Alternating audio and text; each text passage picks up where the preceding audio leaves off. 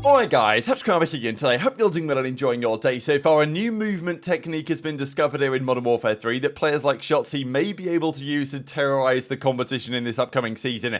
Is it actually any good though? Will it be completely useless when used against good players? Or will FrogZ be coming to the fore for the upcoming season in what is being known as the frog movement mechanic? Very much into your thoughts in the comments. Hit the like button if you enjoy. Subscribe if you're new as always, I greatly appreciate it. Just one quick update on what we discussed yesterday. All these new and well, old school really, advanced warfare weaponry returning to the new game, possibly a couple of seasons down the line, but there's still a chance they might get introduced to pro play at some point. The EM1 was a laser weapon way back in COD Advanced Warfare. I didn't actually realise they'd brought it back into Vanguard, and they'd basically brought it back as the same gun. It was still shooting lasers, even in 1942. So I imagine they're going to do the same thing again. I mean, it's Sledgehammer. They did it once. They're probably going to run it back again going forwards, and it wasn't really that good, to be honest, in Advanced Warfare. I think it was pretty good, it seems, in Vanguard, and yeah, maybe viable, but still very unlikely to be the case. So it's likely if there are going to be weapons, the ASM-1, the BAL, those were the meta guns way back in Advanced Warfare. If they are going to add in these old school AW weapons,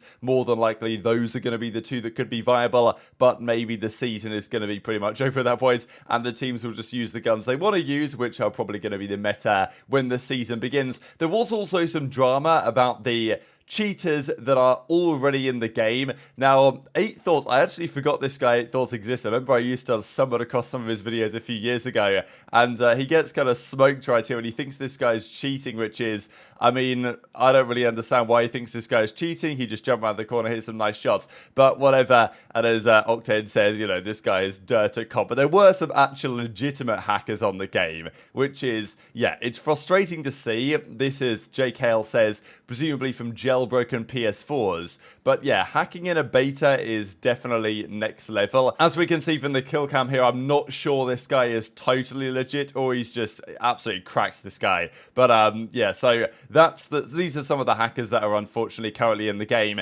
And again, it's always an issue in the game, and it's only on PS4 at the moment, like, or PS5 or whatever anyway. So it just makes you wonder why the anti-cheat doesn't work. I'm sure that it isn't really in the beta. They probably didn't expect anyone really to be turning the hacks on like day 2 or day 3 of the beta, but still, it's always a big issue. Every year in challenges, there's at least a few players that people think are cheating, and maybe they are, maybe they're not, and nobody in challenges or trying to make it on a professional level and actually make some money out of this thing is going to be this blatant if they are going to be using cheats. They'll be using something really subtle. We've talked before about how even in Cold War I saw some cheats where just at the bottom left-hand corner of the screen there would be a few dots that would rotate that would effectively show you where the enemies were, as if it was like red dots on a minimap. They'd show you where the enemies were as if there was a minimap, but it was so small that it wasn't really detectable on a monitor cam. So sometimes pros say, or challenger players say, alright, yeah, turn a camera on to look at your monitor so we can prove that you're not cheating and wall hacking and stuff.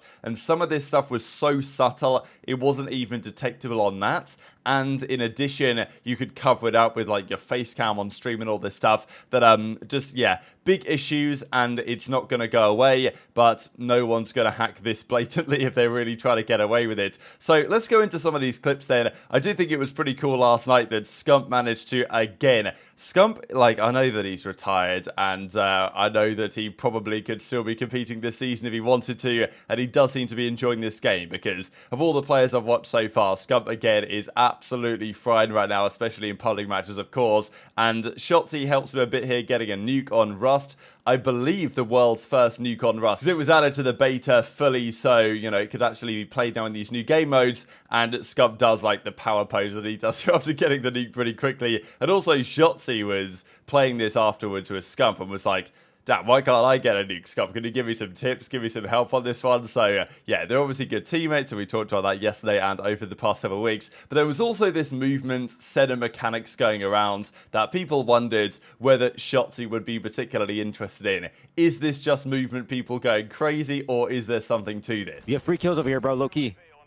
Yeah, play that heady, I have your left here. Yeah, I have your left, I have your left, I have your left. Wait, I got it!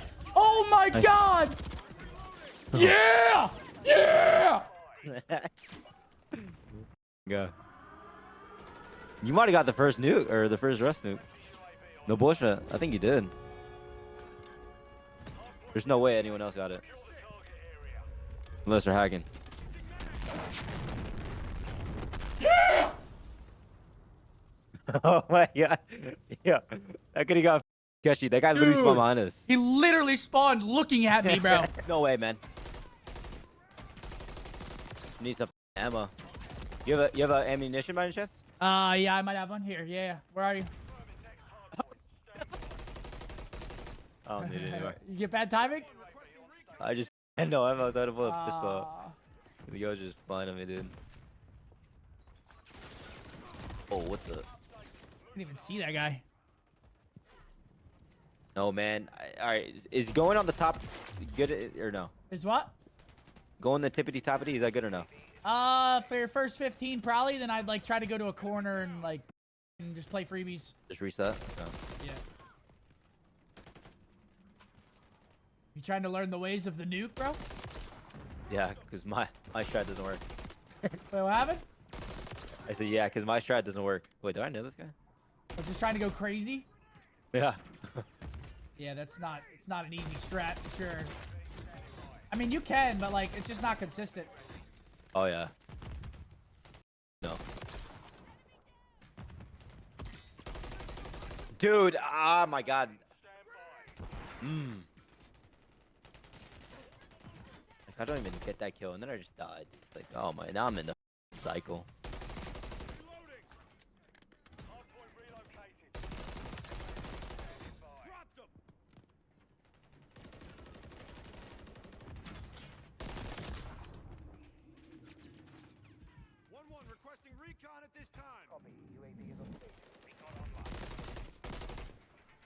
He's not dead? Oh my god, that guy just came up hella fast, bro.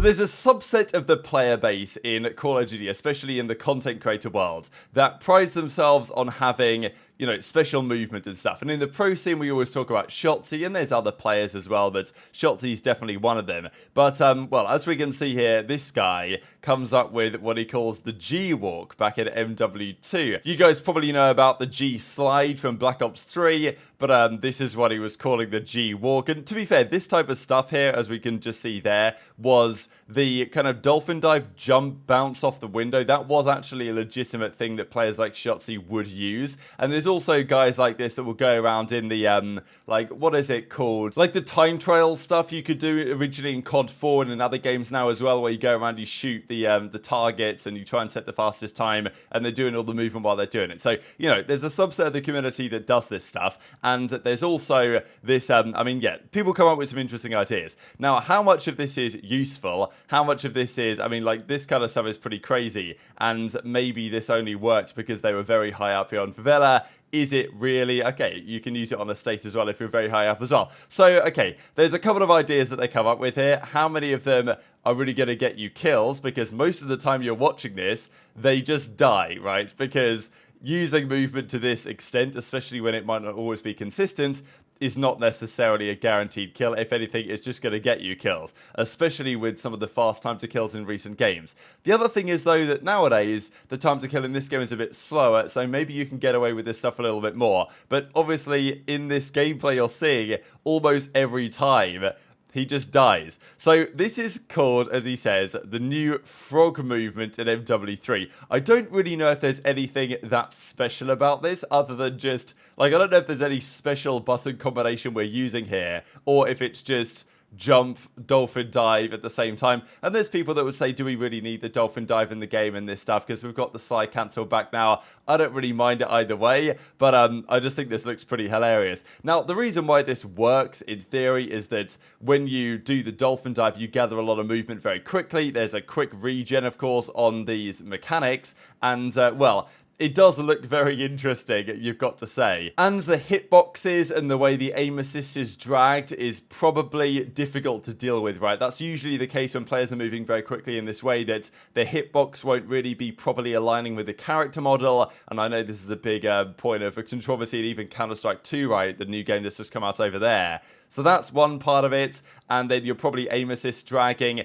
There might be scenarios in which this is useful, but as you can tell, this guy is, I mean, the players that he's playing against aren't the best, you know what I mean? And he's still going down to them. Now, he does get a couple of kills doing this, actually, and I imagine a lot of the time here he's just effectively letting them get him so that he can see the kill cam, what it looked like from their point of view. But sometimes he does get some kills, and maybe there's a world in which you could use this once or twice to throw something off. Maybe it's something to consider, because it's not really a movement that's been utilized, this like frog jump mechanic in previous titles with movement, and it seems to be especially strong for what they're trying to achieve in this specific game. And we know that Shotzzy is well known for trying stuff somewhat like this. You guys might remember the famous moment where Shotzzy in his first season, NW19, I think it was up against FaZe, I think it was Hook who was defusing the bomb on Gunrunner Search and Destroy, and Shotzzy stood in front of him and moved left to right to effectively ruin the aim assist of the guy that was trying to shoot Hook, and he couldn't get Hook because Shotzzy was getting in the way,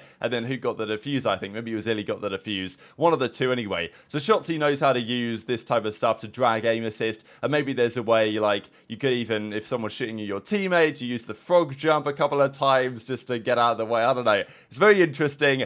I don't think it's massively viable, and it does seem pretty useless to me, especially when, yeah, against good players, you're going to be killed very quickly, I imagine, in this situation. But maybe there's some scenarios where it could be useful, and we see Shotzzy use some interesting things to his advantage. Maybe this is something a little bit similar. Just before we close out with, I did see some controversy, honestly, on the state of the time to kill to a surprising extent, because I think the general perception is that the new time to kill is good, as in it's a bit slower, but there were quite a lot of people who have been frustrated it takes so long. Like, this guy misses all sorts of shots. Like, he misses a good 6 shots, then he hits 1, and then he keeps missing a little bit. He maybe hits 3 of these shots. I don't know how many shots of these he hits, but maybe 3, maybe 4. It's not like he's okay, maybe 4. He's not like he's shooting beams though, is he? And yeah, he's not happy that it takes like 5 bullets with this rifle. So yeah, I kind of agree with Jake Hale here that if the frustrations with the time to kill, like, you know, just get better. It's a skill issue as far as I'm concerned. Also, some of you guys might find this helpful if in Parasite he did some analysis, I'm guessing, on the conversions for sensitivities compared to other games. I'm not exactly sure why his spreadsheet here says MW1 and MWR, because those aren't the titles of these games. But, you know, anyway, this is the point that he's trying to get across, that some of these sensitivities will translate to these on the horizontal and vertical scale if you look at it in that detail. So very much interested your thoughts on all this stuff in the comment section below. Hit the like button if you enjoyed. Subscribe if you're new. Take care, and I'll see you next time.